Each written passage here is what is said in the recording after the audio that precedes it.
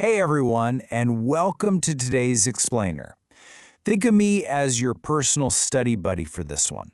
We're going to be looking at a total classic, Aesop's fable, The Old Man and Death. It's this brilliant, really short story that actually reveals a ton about human nature, specifically our deep, almost hidden instinct to just survive. But we aren't just reading a story today. We're using it to level up your English. This text is absolutely packed with fantastic E3 level vocabulary that's going to make your reading and speaking skills so much more colorful and expressive. All right, let's dive right into this. Here is our quick game plan today. 1. The weary old man. 2. A sudden scary visitor. 3. Essential E3 vocabulary. 4. Roleplay Q&A time. And 5. The moral and golden quote. Starting with Section 1. The weary old man.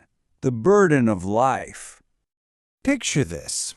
A deep, incredibly quiet forest. An old man is there, and he's experiencing this intense, crushing physical exhaustion. He isn't just tired, he is literally carrying the weight of the world on his back. Listen to how it's described. An old man had gone deep into the woods to gather firewood, and now, with a heavy bundle upon his back, he was trudging homeward along the weary miles. The load grew more burdensome with every step, until at last, utterly spent, he flung it down upon the ground and sank beside it. That just brilliantly illustrates the immense physical and emotional weight he's carrying, right? He literally cannot take a single step more. So, imagine him sitting there in the dirt, completely broken. He's hit his absolute breaking point, just complaining about the endless hardships of his life. And in this moment of pure despair, he makes a really dark wish. Oh, I am so weary of it all. Would that death might come and put an end to my suffering. Moving right along to Section 2. A sudden, scary visitor. Be careful what you wish for. No sooner had the words left his lips than death himself appeared before him. Boom! Just like that, the atmosphere completely flips. The exhaustion is totally gone, and it's replaced by a sudden, chilling reality. Death is standing right there. Death looks down at the old man and asks this very calm, intensely serious question. You summoned me. What is it you require? I mean, just imagine the sheer, heart-stopping terror the old man must have felt right in that exact moment. He asked for the end, and the end just showed up and basically asked for instructions. Okay, so what do you do if you're the old man? You backpedal immediately. Startled and suddenly terrified, he stammers out this excuse. Oh, nothing much, good sir. I only wished for someone to help me lift this bundle back onto my shoulders. It is this moment of absolute panic. But honestly, it's also total comedic relief. Suddenly, carrying all that heavy firewood doesn't seem so bad after all. All right, Section 3. Essential E3 vocabulary. The language lab. You know, word choice really does change everything. In basic English, you might just say the old man was going to walk home. But in E3 English, he trudges homeward. Trudging implies this heavy, slow, deeply exhausted kind of walking. Same thing with being tired. Instead of just saying he was very tired, the text says he was utterly spent. Spent means used up completely. There is zero left in the tank. These advanced words paint a much more vivid, physically exhausting picture, don't they? Here's a fantastic verb for you. Bemoan. The text mentions the old man was bemoaning the endless hardships of his life.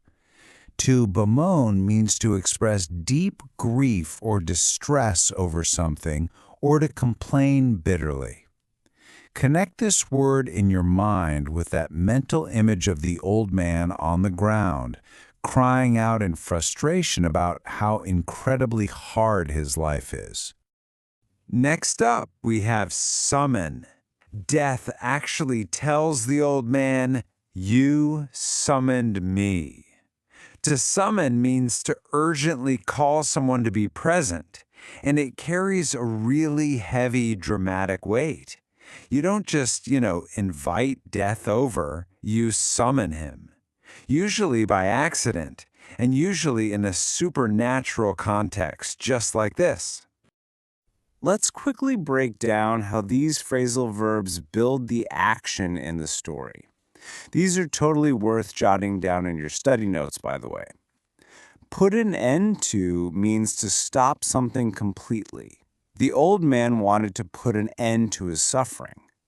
No sooner then is this brilliant structure to show immediate, rapid action. No sooner had he spoken than death appeared. And cling to means to hold on super tightly, either physically or emotionally. Remember these? They are fantastic for connecting ideas smoothly in your own writing. Now for section 4, role play Q&A time. Test your comprehension. All right, it's your turn. I'm going to ask you 3 rapid-fire questions based on the story. I want you to try and answer them in your head, or, even better, speak the answer out loud using some of our new E3 vocabulary. You ready? Question 1. Why did the old man summon death? I'll give you a brief second to think. Try to remember those descriptive words we just talked about regarding his exhaustion. Okay, so here is a top-tier E3 answer.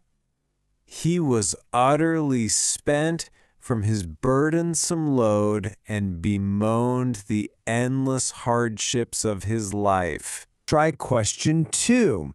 Think about the emotional shift here. How did the old man react when death actually appeared before him? Formulate your response. What exact words describe his sudden panic? The key here is that massive flip in his attitude. The answer, he was startled and suddenly fearful, and he stammered his response to death. Okay, question 3 is actually a creative challenge just for you. If you were the old man, what excuse would you give death to avoid being taken away? You gotta think on your feet. How would you talk your way out of that terrifying situation? Now, whatever excuse you just came up with, I gotta say, it's pretty hard to beat the old man's quick thinking. His excuse was simply, I only wished for someone to help me lift this bundle back onto my shoulders.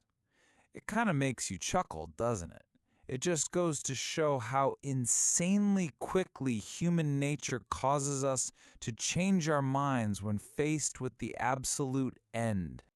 And finally, section 5, the moral and golden quote. The meaning behind the story. This right here is our golden quote from the text. Beautifully translated, however hard life may be, we cling to it more dearly than we admit. And this teaches us something really profound. We might complain, we might bemoan our hardships and feel utterly spent day to day.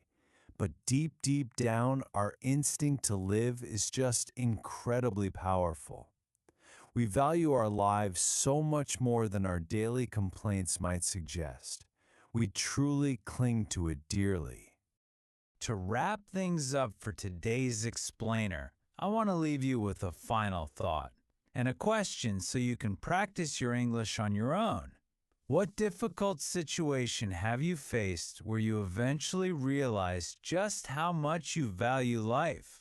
Think about that. Maybe even write a short paragraph using words like bemoan, burdensome, or cling to. Thank you so much for joining me, your study buddy, on this journey through The Old Man and Death. Keep practicing, keep reading, and I'll catch you on the next explainer.